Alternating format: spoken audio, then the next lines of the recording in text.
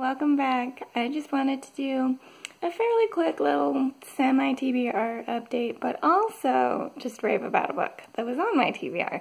So, if you saw my TBR video for this month, you know that I had on there was Literary Witches.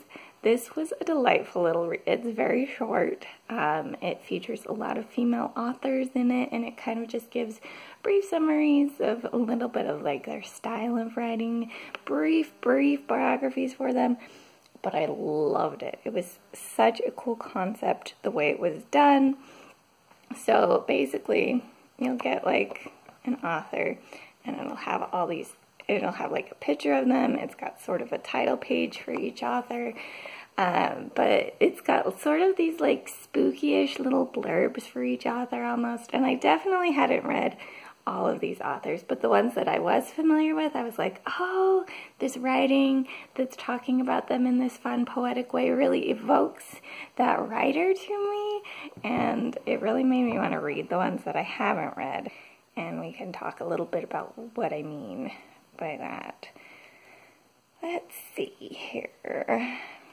I should have pulled this up before I started the video. Apologies for that. Okay, we've got like Toni Morrison here. And I've read a couple of her things, and so here's part of how it talks about Toni Morrison's. Queen Toni sees cleaving from the skin of every person, the child they were, their parents, great-grandparents, all the way to the first human. She can see this ancestor's original hurt carried around in the generations like a splinter in the spleen. And then it does, like at that bottom bit there, have like an actual biography that's very brief, but it is there. And I've read Beloved by her, and I've read Jazz by her. And I don't know, just like the way it talks about her there, it really evoked her writing for me, and I thought that was really cool. Or there's a section on Miss Sylvia Plath, who's one of my favorite poets. I feel like this picture is great for her. But it gives, Sylvia Plath is presented as like a triptych. She's got 3 little paragraphs, and it's headed by 3 Sylvia holograms survive the original Sylvia. And, oh, it's just so good. So, the first dismembers male mannequins with ferocious precise claws. Bees spill from the hollow arms and legs. The bees swarm on to enact Sylvia's revenge. The second Sylvia rules a small, cold planet with no inhabitants. She sips a mysterious liquid from an ornate bowl, watches the mothers on Earth making breakfast for their children, and laughs.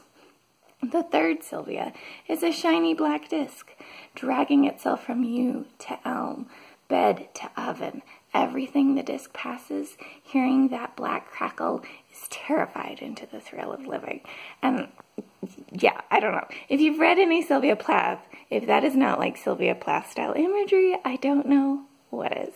So I highly recommend it just as a fun like look at all these women authors. It also introduced me to a bunch that I've never heard of. I'm sad that this is a library book because I want to revisit it, both to make sure that I catch up on all these authors, but also because I love just the style and setup of this with the pretty little biography pictures, and then the way the biographies are done that feel like they're evoking the writing of the writer themselves. And I'd love to compare all of them since I don't know all of these authors, but the ones that I did know, I was like, oh, this reminds me of their writing, and I'd like to compare all of them. I think that would be really fun too. But anyways, if you're looking for a fun little read and maybe some recommendations of some other places to go for books, I highly recommend this one. I think that's all I've got for now, but if you've done any fun Halloween reading or anything like that, feel free to share down below. I'd love to hear what kind of spooky things your TBR is up to this month. But yeah, that's all I've got for now. This is the Umlaut Harper signing out.